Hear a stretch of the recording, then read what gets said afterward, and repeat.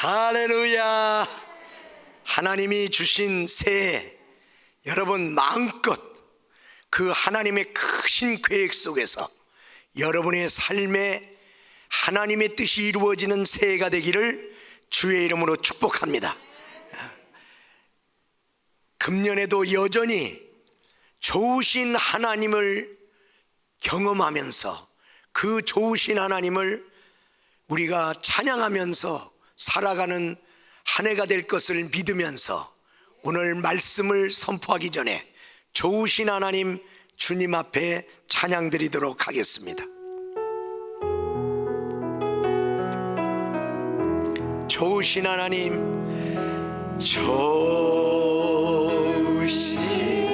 하나님, 좋으신 하나님, 참 좋으신 나의 하나님,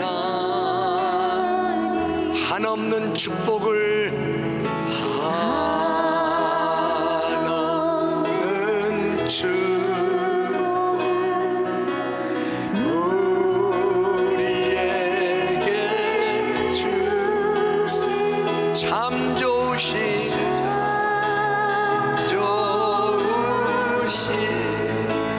나의 하나님.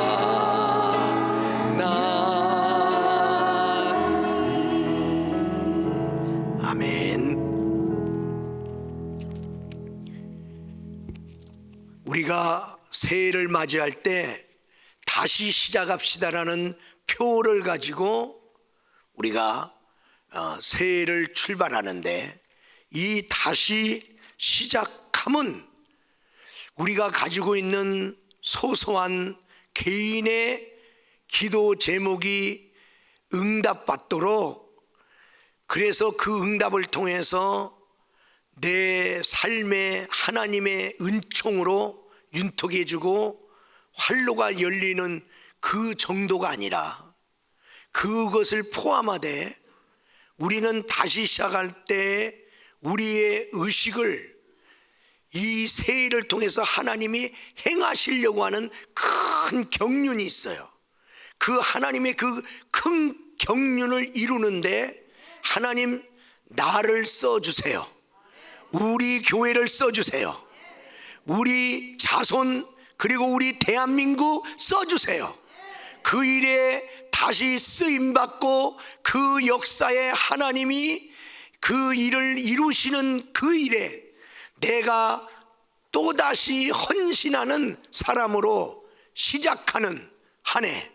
그래서 무엇보다도 하나님의 이 한 해를 통해서 이루고자 하는 그 뜻이 이루어지는데, 내가 다시 한번 하나님께 나를 드리고 내 이 새해의 한 시간을 드리고, 그리고 그 하나님과 함께 그 일을 이루어가는 그 큰 경륜이 이루어가는 과정 속에 여러분의 그 개개인의 소망도 하나님 뜻 안에서 이루어지는, 그렇지 않으면 이 큰 하나님의 경륜을 바라보고 우리가 그것이 어떻게 펼쳐지나 어떻게 이루어지나를 보지 않고 살아간다면 우리는 살아가면서 또 혼란해. 내 소원 하나하나에 이루어지나 안 이루어지나, 힘든가 안 힘든가, 이런 것에 함몰되어서 우리가 하나님을 믿고 살아가면서도 혼돈 속에 들어갈 수밖에 없다는 거죠. 그래서 먼저 우리가 서론적으로 생각할 것은, 우리는 세계관의 전쟁의 한복판에서 새해를 지금 출발하고 있다는 이 의식을 가져야 된다는 거예요. 세계관이 지금 급변하게 충돌하고 있다는 사실을 기억하면서 서로 다른 세계관을 가진 자들끼리의 충돌, 그 중에 지금 옛날에 소련과 미국의 냉전 시대가 있었어요. 그 두 강대국의 냉전으로 인한 갈등이 세계의 갈등이 되었고, 그런 가운데 우리가 서로 양진영을 바라보면서 눈치 보고 살았던 때가 있었어요. 그런데 제2의 냉전 시대가 왔음을 세계적인 석학자들은 진단하고 있는 거예요. 이번에는 중국과 미국의 충돌입니다. 이 충돌 속에서 미국은 자기한테 붙으라고 하는 거고, 중국은 자기들한테 붙으라고 하는 거예요. 이 가운데 세계는 지금 이 급변하는 충돌 속에서 우리나라는 어디에 서야 되며 나는 어디에 서야 되는가? 여러분, 이 세상 속에서 이런 가운데 나라적으로도 이렇게 서로 끌어가려고도 하지만 내 생각과 마음을 서로 뺏어가려고 하고 있는 가장 큰 전투가 우리 삶의 영역보다 내 마음과 생각의 이 영역에서 더 크게 일어나고 있다는 거예요. 그래서 하루 24시간, 그리고 한 주일 7일 동안, 그리고 한 달 30일 동안, 한 해 365일 끊임없이 이 전투는 나도 모르는 사이에 진행되고 있음을 인지하고, 우리가 오늘 새해 첫날 이 세계관에 대한 충돌, 이 세계관의 충돌 속에서 내가 가져야 될 세계관은 무엇인가를 생각해보고, 그래서 새해를 맞이한 걸로 인한 새해가 아니라 세계관을 새롭게 함으로, 그래서 새로운 나의 삶과 내 삶의 결과가 이 한 해를 통해서 나타날 수 있도록, 여러분, 우리는 다 모든 사람이 나름대로 각각 다른 선글라스를 낀 것처럼 다른 세계관을 가지고 세상을 바라보고 있다는 사실이에요.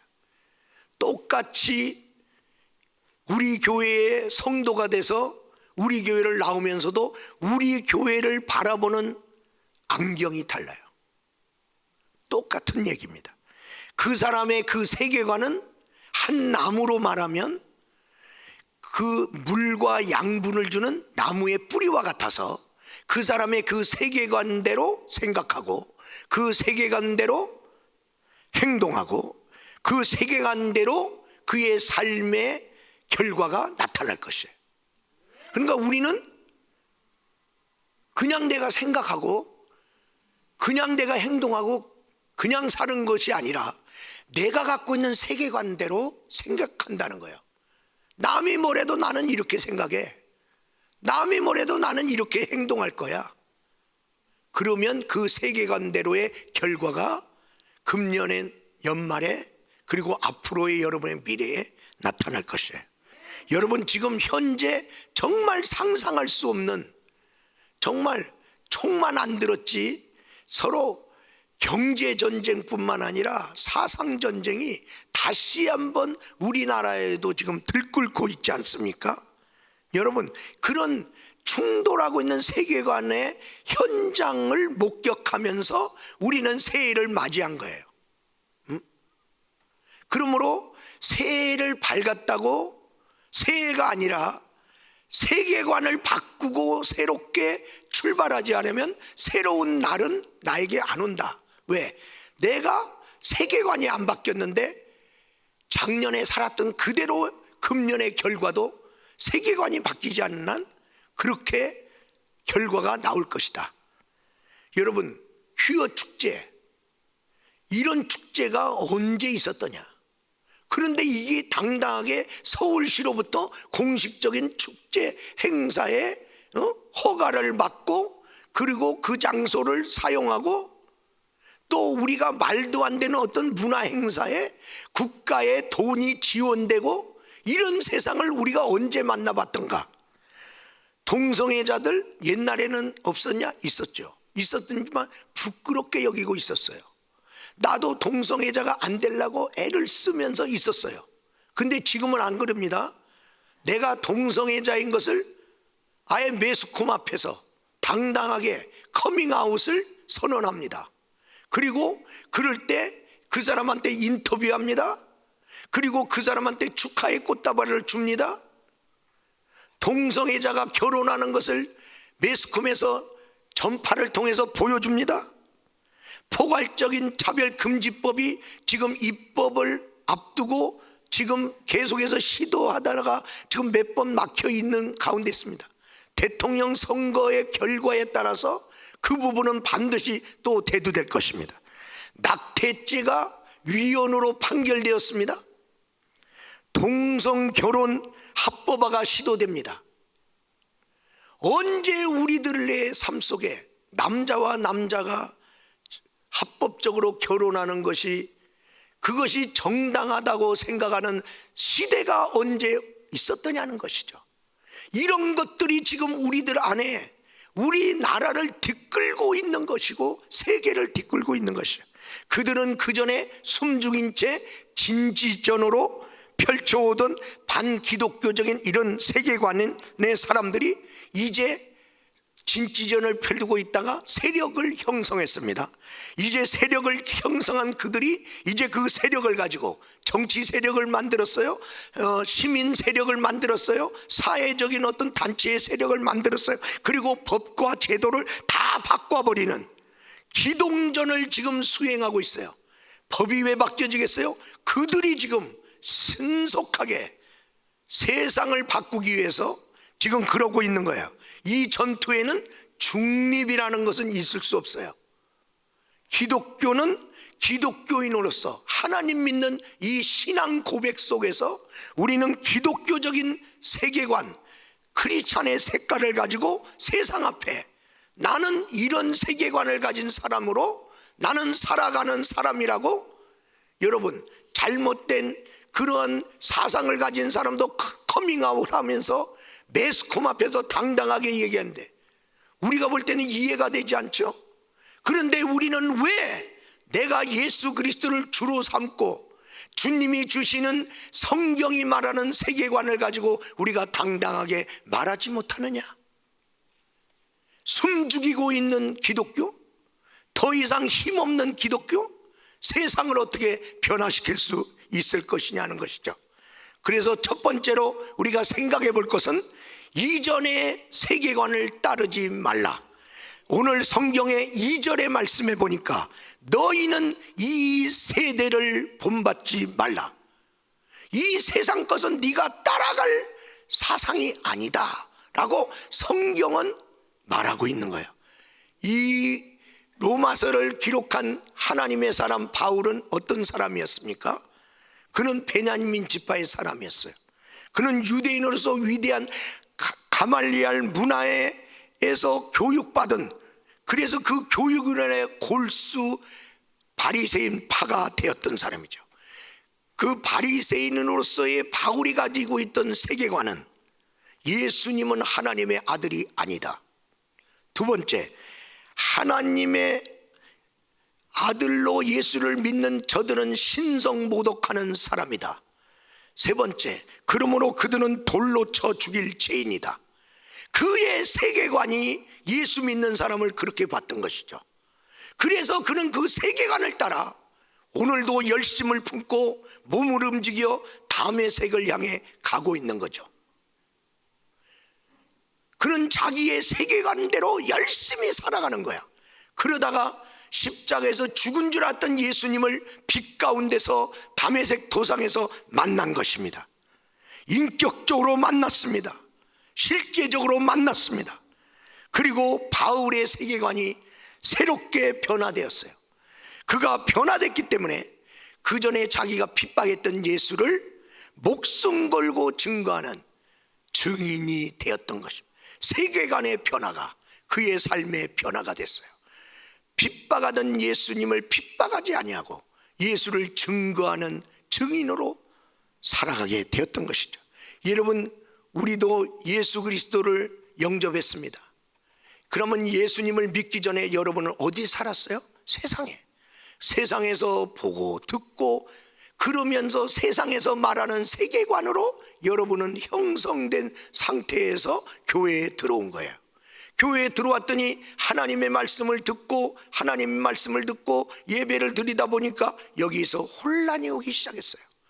옛날에 내가 살던 세계관대로 살아가야 될 거냐, 내가 이제 예수 믿고 새롭게 들은 저 말씀대로 살아야 될 거냐 고민이 생기기 시작했어요. 어떤 것이 맞느냐, 이 마음에서 충돌해. 교회는 여전히 나오고 있는데 내 안에서는 충돌이 있어. 나는 아직 정리가 안 됐다 이 말이야. 누가 이 세계관을 정리해 줄 거냐. 바울도 이제 다메섹 도성에서 예수님 만났어요.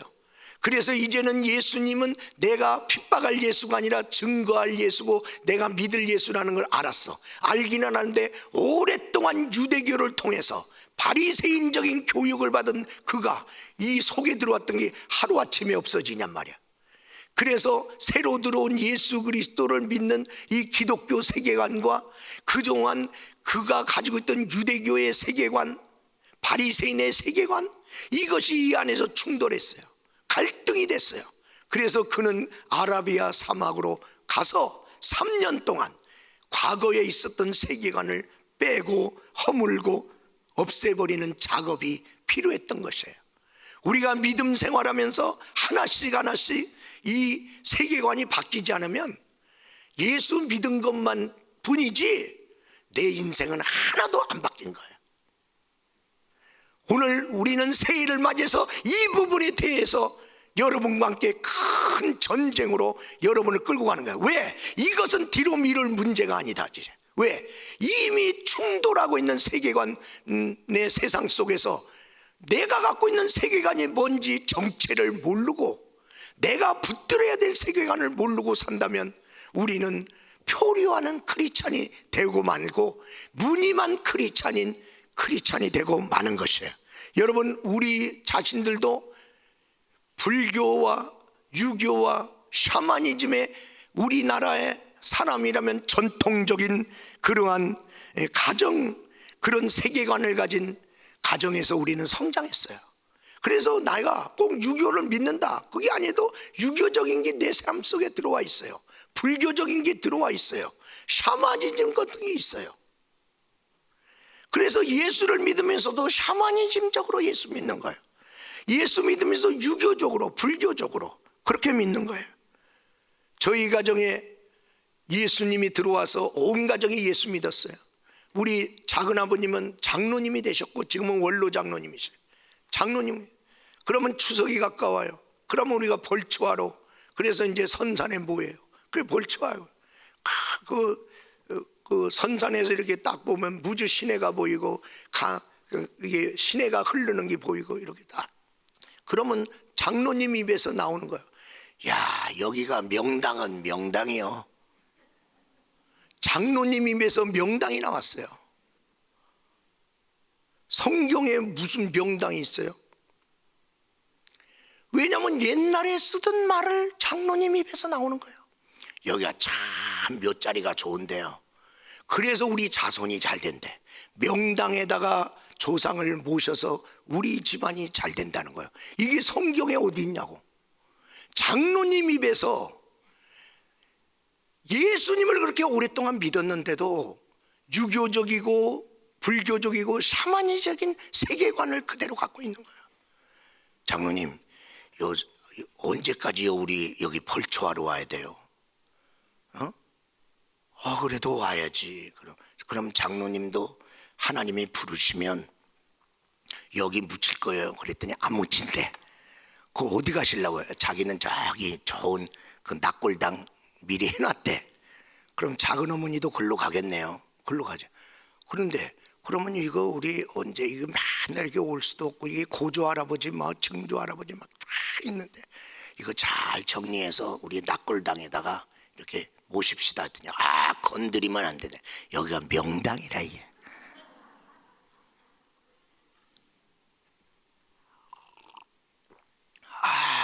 건드리지 마라. 그래서 이분은 안 되겠구나. 그래서 내가 그분 돌아가시면 내가 다 파헤칠 겁니다. 왜? 기독교 세계관에 안 맞는 얘기예요. 그리고 나도 거기 안 묻혀요. 이제 어른들만 모셨어요. 이제 잘 모셔서 우리 자손들이 언젠가 그래도 추모하려고 갈 만한 데다가 모셔놔야 될 거 아니야. 아니 거기까지 누가 가? 그러니까 이게 안 바뀌는 거예요. 여러분, 어떤 분이 예수 믿어요. 믿으면서도 제사는 드려야 돼. 그게 뭡니까? 세계관이 안 바뀐 거예요. 그래도 후레자식은 되면 안 되지. 예수 믿으면 제사 안 지내면 후레자식으로 여기는 거예요. 잘못된 세계관이에요. 성경은 뭐라고 그랬어요? 죽은 자를 제사하는 것은 귀신에게 하는 거라고 성경은 그렇게 써 있잖아요. 너희들은 하나님께 산제사 드려라. 할렐루야. 살아계신 하나님께 제사 지내고, 하나님이 우리에게 조상으로 주신 분은 그동안 우리를 이렇게 우리의 대를 이어줘서 감사하면서 할 때 제사 지내지 말아라. 살았을 때 섬김을 다하고 효도하라. 성경은 그렇게 말하고 있잖아요. 근데 우리는 계속해서 옛날에 유교적인 제사 문화 가지고 신앙생활 해야지 된다. 예수는 믿었는데 세계관이 안 바뀌었다 이 말이에요. 개구리가 따뜻한 물에 가만히 있으면 서서히 죽어가는 거 아시죠? 여러분, 우리들의 다음 세대들이요, 30년 40년 전부터요, 참교육이라는 이름을 가지고 이상한 교육단체의 교사들의 결성이 있었어요. 그들이 이제 교사로서 들어가서 계속 그들이 갖고 있는 교육을 아이들한테 가르쳐요. 아니, 교사잖아. 우리 반의 교사, 담임교사야. 그분이 몇 사람 그 반에서 좀 똘똘하던 애들 불러다가, 그래서 걔들한테 떡볶이도 사주고 이렇게 하면서 선생님이 자꾸만 아껴주고 자기 집에도 불러주고 그러면서 그 사상 줬어요. 그렇게 하기를 10년, 20년, 30년, 그리고 초등학교에서 끝나면 중학교에서 그런 자기 서클 단체에 있는 교사한테 그 학교 걔가 가면 걔한테 토스를 해. 그러면 중학교에서 걔 받아. 그래서 거기서 또 계속 하래. 그 다음에 고등학교 올라와. 그러면서 대학교, 그들이 이제 30년이 됐어요. 그 교육을 받아. 40년이 됐어요. 지금 30대 40대 이렇게 됐어요. 그들의 잘못된 교육의 환경으로 말미암아 그 안경을 쓰고 그들이 세상을 보니 세상은 다 뒤엎어버려야 될 세상으로 보였다. 그러니까 부모님들하고 충돌하는 거예요. 내 자식은 내 자식인데 얘는 내 말을 안 들어. 이게 새로운 세계관이 들어갔어요. 새로운 세계관이 들어갔어요. 지금 다음 세대들에게 지금 뒤집어 씌워지고 있는 거예요. 이걸 새롭게 해주지 않으면 안 돼요. 여러분, 대학교에 갔어요. 대학교에 갔는데 어떤 애가 일요일 날 만나자고 그랬어요. 그랬더니 한 대학생이 나는 주일날 교회 가야 되는데 그랬어요. 그랬더니 걔들이 뭐라고 그러냐, 아직도 교회 가냐? 아직도 교회 가있느냐? 난 대학교가 됐어요. 옛날에는 대학교 안에요 기독교 서클들이 얼마나 왕성해서 수많은 젊은이들을 주께로 인도했어요. 지금은 아직도 교회 가냐? 아니, 교회 그런 데를 왜 가냐? 대학교 문화가, 그들의 사고가, 그러니까 교회 나가는 게 부끄러워. 부끄러우니까 이제 말 안 하고 나와. 안 오면서도 이거 계속 나가야 되나? 난 나가지 말까? 이런 문화가 대학교 안에 들어와 있어요. 세상이 이렇게 바뀌었어요. 그러면 두 번째로 세계관은 어떻게 바뀌냐? 참된 예배를 통하여 세계관이 바뀐다. 오늘 1절 말씀을 보겠습니다. 1절에 보니까 이제 기독교 세계관으로 바뀐 바울 사도가 로마 교회 성도들에게, 로마의 수도 아닙니까? 로마의 법과 로마의 문화, 헬라 문화 이런 것에 사로잡히는 그들에게 내가 하나님의 모든 자비하심으로 너희를 권한다. 너희 몸을 하나님이 기뻐하시는 거룩한 산제사로 드리라. 이는 너희 드릴 영적 예배니라. 영적 예배라는 말이 나오는데 몸을 드려라. 몸은 영이 아닌데, 근데 몸을 드려라. 그리고 내가 하나님이 기뻐하는 마음으로 산 제물로 드려라. 네 몸을, 그리고 네 생각을 죽여라. 네 생각을 예배드릴 때 내려놓으라. 그러면 영적 예배가 된다는 거예요. 여러분, 마음은 어디로 가냐? 몸이 가는 대로 마음이 가요. 몸은 어디로 가냐? 마음이 가는 대로 몸이 따라와. 내가 참된 예배자라면서 예배드리는데 몸이 안 와? 몸이 와야 마음이 와. 자꾸만 하나님 앞에 몸들여 오는 것을 싫어하면요, 마음이 점점 하나님을 예배하는 데서 멀어진다는 사실을 기억해야 돼. 몸과 마음이 같이 가고 있는 거예요. 근데 몸과 마음을 함께 할 때 거기에 하나님의 영이 임해서 영적 예배가 이루어진다는 거야. 근데 우리는 몸들이지를 않아. 그리고 마음을 안 들여. 그러니까 영적 예배를 못 드리는 거죠. 하나님이 역사하는 걸 경험 못 하는 거죠. 내가 기도를 해. 기도를 하는데 몸들여서 기도하러 안 나와. 안 나오면 마음이 있나요? 마음도 안 와. 마음은 있는데 몸이 안 와. 그러면 기도가 되나요? 기도는 해야 돼요. 그런데 몸이 안 따라. 그래서 몸이 안 왔어. 그러면 마음이 있어도 안 되는 거예요. 그래서 마음이 없는 기도, 몸을 헌신하지 않는 기도는 응답이 없는 거예요. 그래서 여러분, 예수님이 성령을 약속하셨어요. 엄청난 약속입니다. 그들은 구약에서 이런 귀한 약속을, 구약에도 몇 번 예언했지만 그들은 그걸 그렇게 실감이 못했어요. 그런데 예수님이 말씀하셨단 말이죠. 그래서 예수님이 그 말씀하셨을 때 그 성령의 약속이 이루어지는 역사 속에 몸이 떠난 사람이 있어요. 하나님, 주님이 약속했는데도 나는 바빠서 갈려. 그래서 380명이 갔어. 몸이 가니까 마음도 갔어.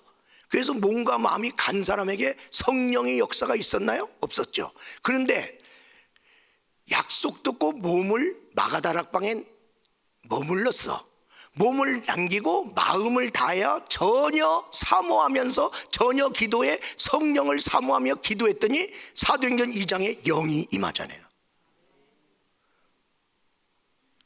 하나님의 약속을 위해서 네 몸을 드리겠느냐? 네 마음을 드리겠느냐? 그러면 성령이 그 약속을 따라서 역사하면서 그 말씀이 성취된다는 거죠.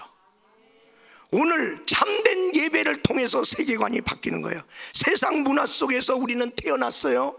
그리고 자라왔어요. 보고 배웠어요. 우리가 어떻게 세계관이 바뀔 수 있어요?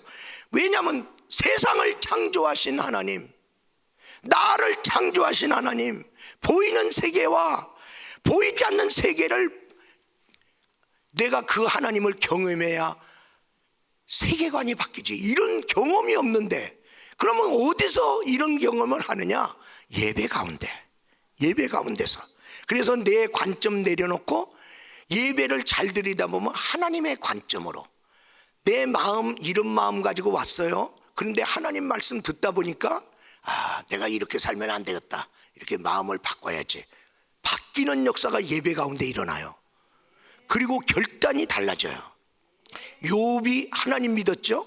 하나님 믿어서 그는 물질의 복도 받았고 그는 참 모든 사람이 볼 때 다양한 복을 많이 받았어요. 그래서 모든 사람이 알았어요. 저 사람은 하나님께 복 받은 사람이다.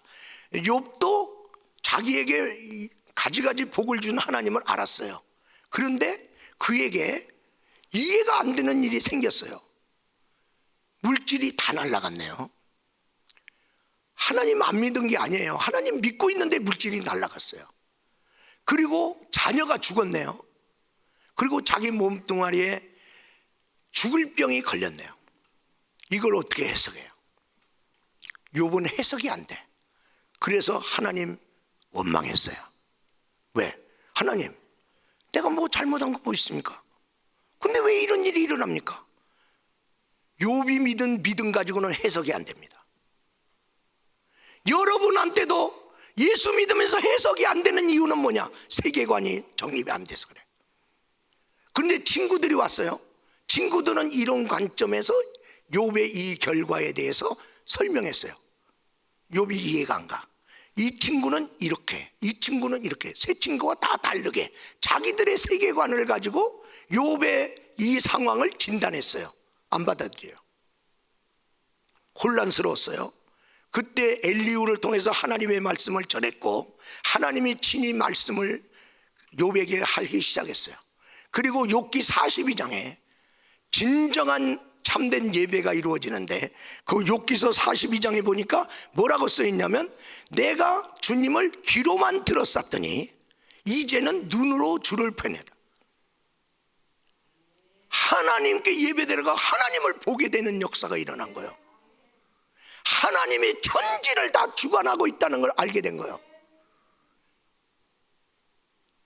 그 말씀을 들으면서 그가 깨달았어요. 그리고 자기한테 일어난 사건도 해석이 됐어요. 하나님이 나 망하게 한 게 아니라 마귀가 망하게 했구나. 마귀라는 정체가 드러났어요. 그리고 그 마귀가 왜 이러는 게 내 믿음을 시험하기 위해서 이랬다는 사실을 알았어요.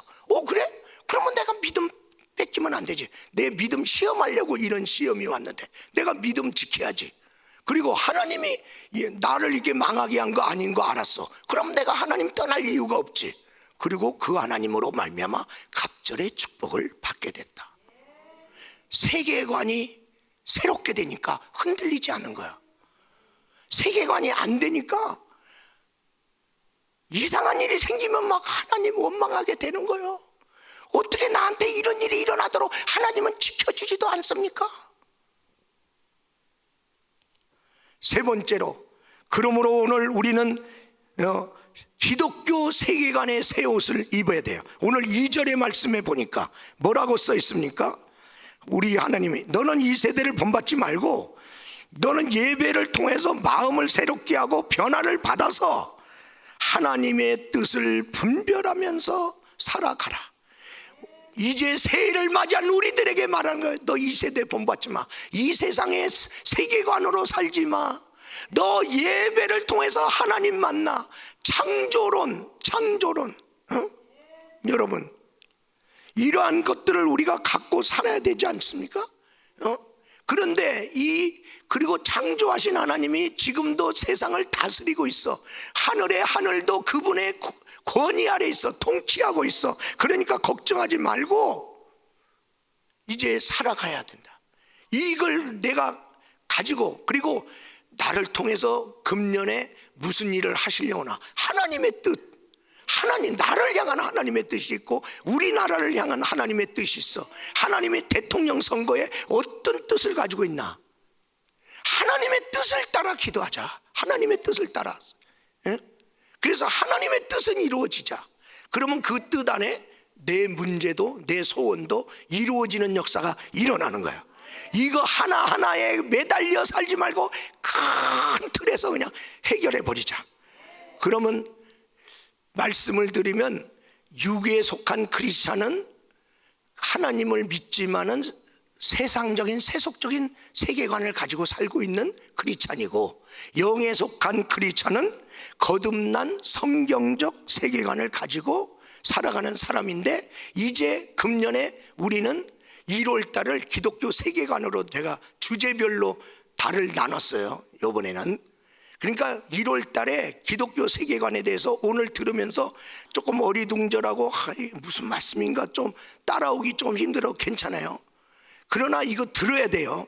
그래서 1월 달 중에 이 기독교 세계관을 왜 가져야 되며, 그러면 세상에는 어떤 세계관이 있으며 그 세계관으로 갖고 살면 어떤 일이 일어나고 기독교 세계관을 가지고 살면 어떤 삶을 살아가게 되느냐, 이런 부분을 우리가 인지하게 된다.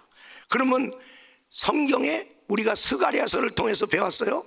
성전을 새로 건축한 스룹바벨의 역할과, 그런데 느헤미야에 가면 느헤미야를 통해서 성벽을 재건하는 역할을 하나님이 주셨어. 성전과 성벽의 이 차이는 뭔가? 성전은 뭐 하는데요? 포로 생활하면서 성전 못 졌잖아요. 그러다가 이제 귀환됐어요.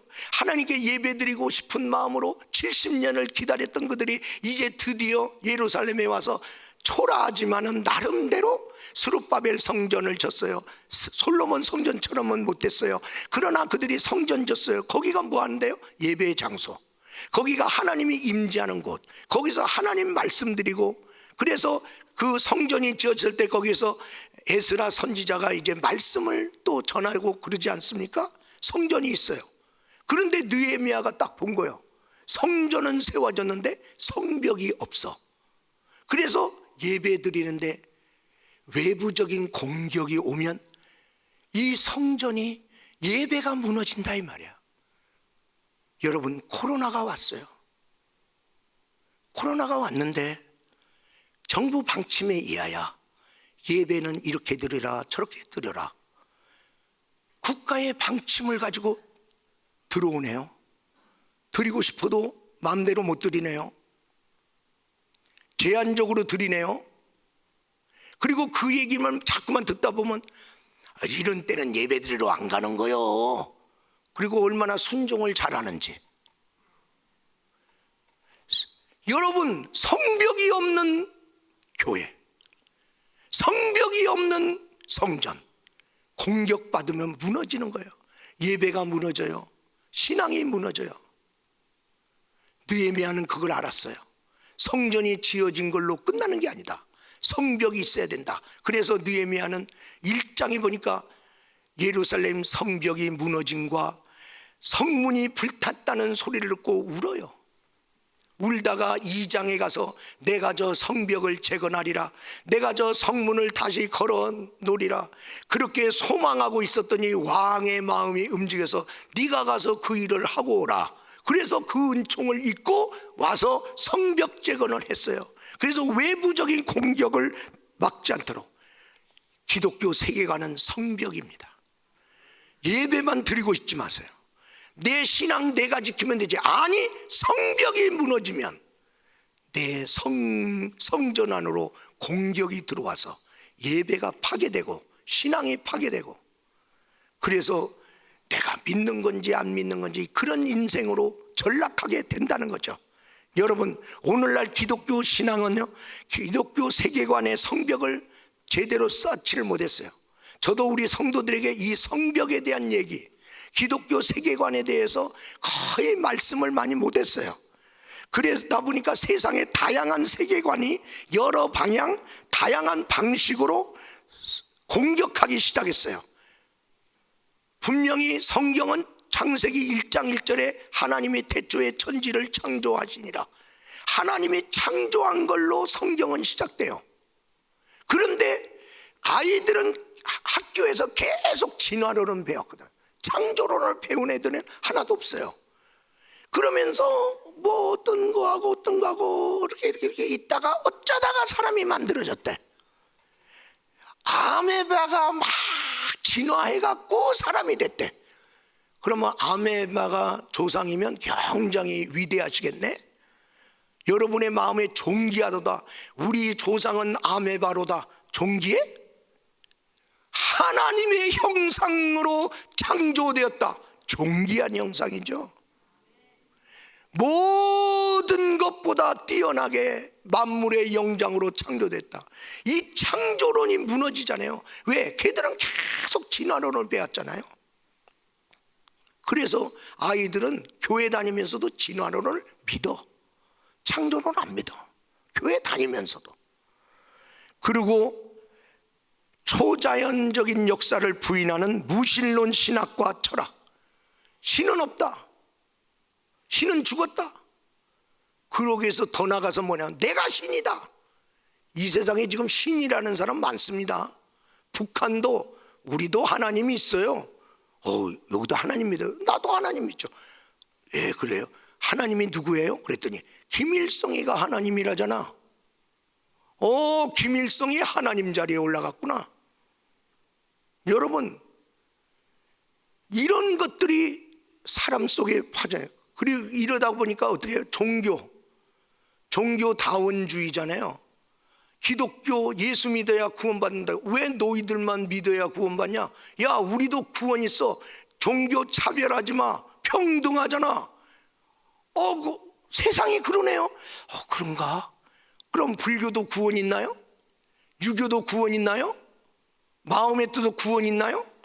그럼 예수 안 믿어도 돼요? 근데 나는 예수 믿고 싶어서 예수 믿는 거지, 예수도 좋고 불교도 좋고 다 좋은 거야, 그런 건가요? 이게 세상이 여러분에게 준 종교적 세계관이에요. 아니죠. 예수 말고는 제사함 받을 길이 없고 구원 받을 길이 없는 거, 이게 성경에서 말하는 종교적 신앙의 세계관, 구원의 세계관인데, 세상은 지금 모든 종교는 똑같아. 그런데 다 좋은 거야, 선한 거야. 그런데 그 중에 네가 원하는 거 믿어. 그래서 교회 왔나요? 그러면 교회에 와도 구원이 없죠. 이 잘못된 이 세계관, 윤리의 잘못된 세계관이 있어요. 상황윤리, 상대주의인 윤리, 그때 달라요. 기준이 없잖아요. 그때 다른 사람이 하면 불륜이고 내가 하면 노맨스고, 그런 윤리가 어디 있나요? 하나님이 세운 결혼의 제도, 가정, 이거 다 부인하잖아요. 여러분, 정말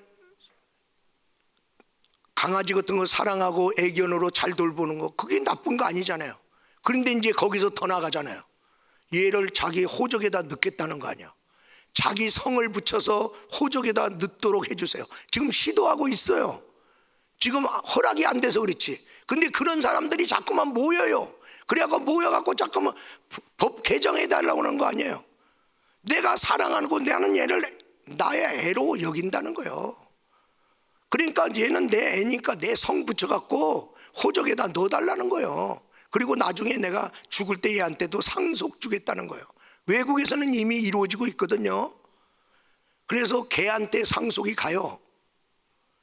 그리고 개, 우리나라도 있겠지만요, 개 장례식이 더 비싼 거 아시죠? 이게 뭐 하는 거예요? 하나님의 세계관이 없어져 버린 거예요. 우리가 애완견으로서 우리가 같이 살아가면서 우리가 같이 살 수 있단 말이죠. 그런데 이 잘못된 세계관이 넘어가고 있잖아요. 하나님이 만든 사람하고 어떻게 짐승하고 같아요? 이런 부분에 대해서 여러분이 결단하지 않으면 안 됩니다. 여러분, 바울은 고백했습니다. 나는 복음을 부끄러워하지 아니하노니. 그런데 여러분, 예수 믿으면서 지금 교회가 공격받기도 하고 막 세상이 자꾸만 교회 때문에 문제야, 교회 때문에 코로나가 퍼졌어. 그것도 한두 번 들어야지. 몇 번 들어보니까 그게 맞는 것 같아. 그래서 교회에 가는 게 부끄러운가요? 바울은 복음이 나는 부끄럽지 않다. 나는 이 복음 때문에 나는 맞기도 하고 감옥에 갇히기도 하고 나는 굶기도 하고 오해도 받기도 하고 별일을 다 해도 나는 복음을 부끄러워하지 않다. 왜냐하면 이 복음은 모든 믿는 자에게 구원을 주시는 능력이라.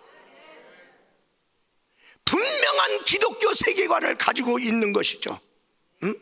성경은 그냥 바라보는 책이 아니라 성경을 통해 세상을 보라고 하는 책입니다.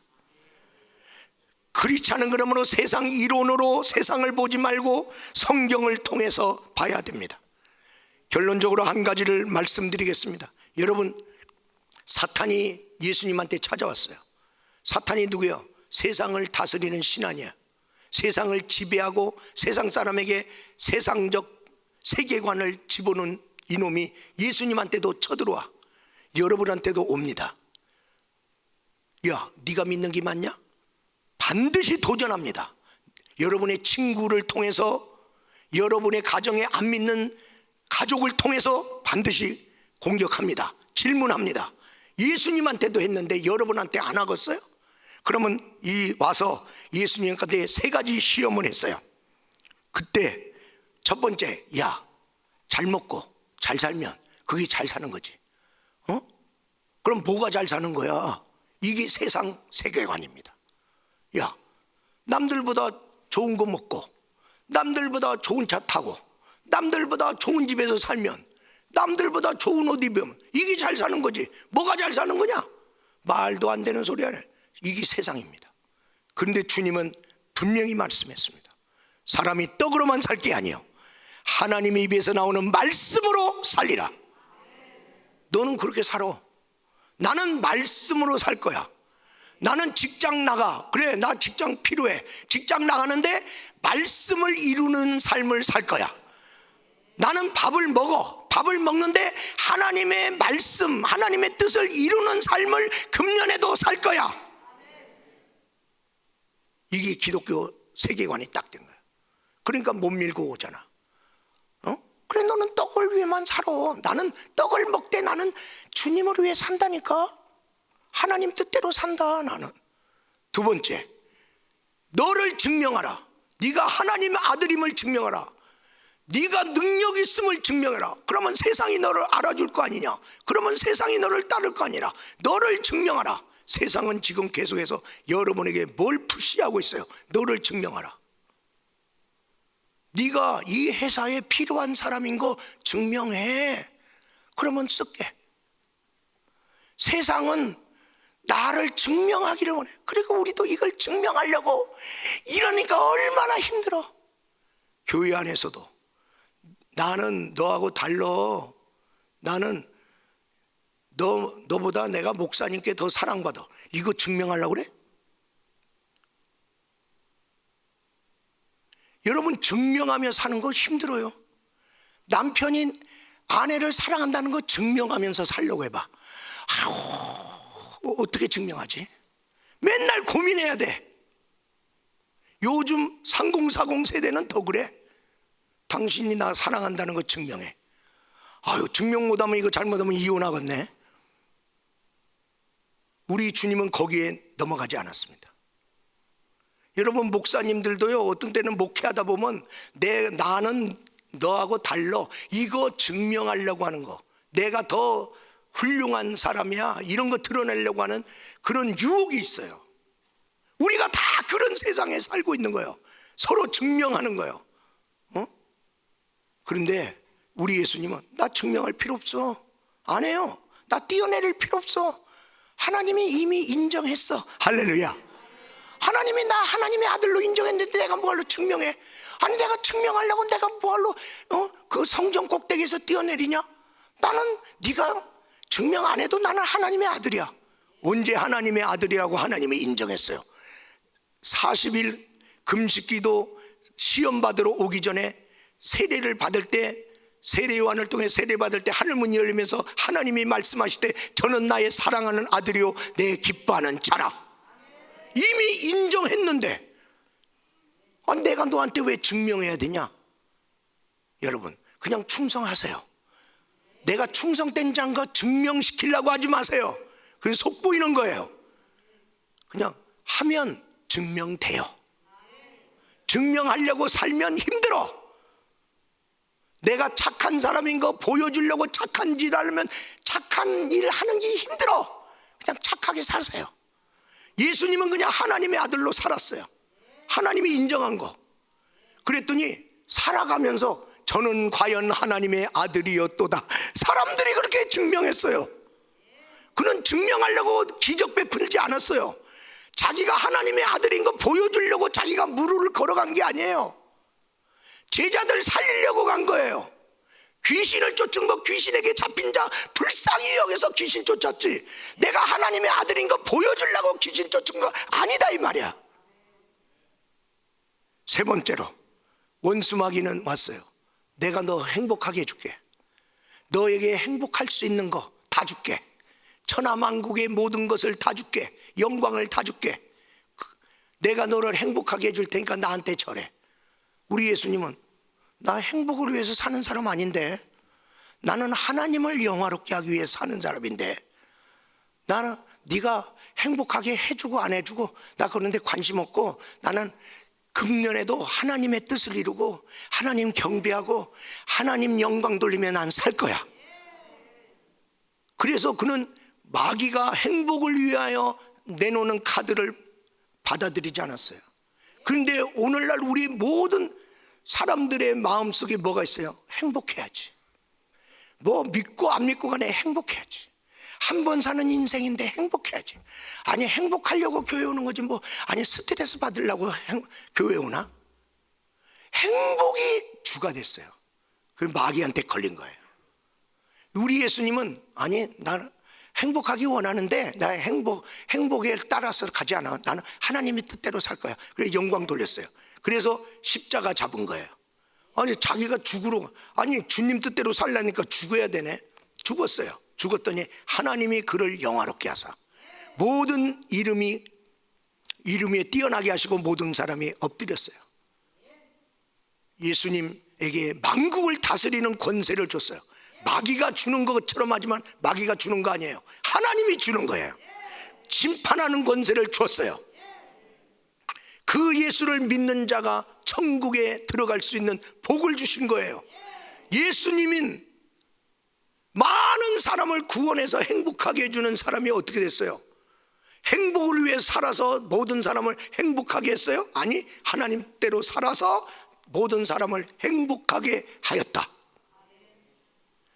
여러분, 아담과 하와가 하나님이 만든 에덴 동산에서 살았어요. 하나님 뜻대로 살면 돼요. 그런데 마귀가 너를 행복하게 하기 위하여 네가 원하는 선악과 따먹게 했어요. 그걸 원했어요. 너 이거 따먹으면 네 인생이 더 행복해질 거다. 그 말 듣고 먹었어요. 먹어서 행복해졌어요? 아니, 에덴 동산 쫓겨났잖아요. 영생 잃어버렸잖아요. 마귀는 사기치는 거예요. 거짓말이에요. 여러분을 행복으로 끌고 가는데 그 끝에 가면 행복 없어요. 예수님은 그거 안 받아들였어요. 그러나 하나님 뜻대로 살았을 때 예수님은 모든 사람이 부러워하고 우러러보는 그런 자리에 올라갔습니다. 우리 사랑하는 여러분, 우리가 기독교 세계관으로 무장하지 않으면 사탄이 이렇게 세 가지의 결정적인 걸 가지고 올 때 우리도 넘어질 수밖에 없는 거예요. 결론적으로 말씀드립니다. 그냥 느끼는 대로 살지 말고 생각하는 기독교인으로 이제 좀 살아야 돼요. 생각은 무조건 내려놓으면 안 돼요. 생각할 때는 생각해야 돼요. 맨날 느낌만 가지고 살면 안 돼요. 기독교인의 세계관으로 우리가 다시 시작하고 기독교인의 세계관을 가지고 세상을 변화시키는 저와 여러분이 되기를 주의 이름으로 축원합니다. 여러분, 누구에게 여러분은 사로잡혔고 누구를 따라가고 있습니까? 성경은 골로새서 2장 8절에 뭐라고 써있냐? 누가 철학과 헛된 속임수로 너희를 사로잡을까 주의하라. 이것은 사람의 전통과 세상의 초등학문을 따르며 그리스도를 따름이 아니니라. 디모데후서 2장 26절의 말씀에 보니까 그들을 깨어 마귀의 올무에서 벗어나 하나님께 사로잡힌 바 되어 그 뜻을 따르게 하실까 함이라. 마귀의 올무에 잡힌 사람은 마귀를 따르며 하나님에게 잡힌 사람은 하나님의 뜻을 따름이라. 나는 누구에게 지금 사로잡혀서 새해를 맞이했는가? 나는 그러면 누구를 따라갈 건가? 내가 가지고 있는 세계관이 내 말과 내 생각과 내 행동을 결정하고 내 운명을 결정한다는 걸 기억하고 여러분이 기독교 세계관으로 다시 출발하고 그리고 세상을 바꾸는 저와 여러분이 되기를 주의 이름으로 축원합니다.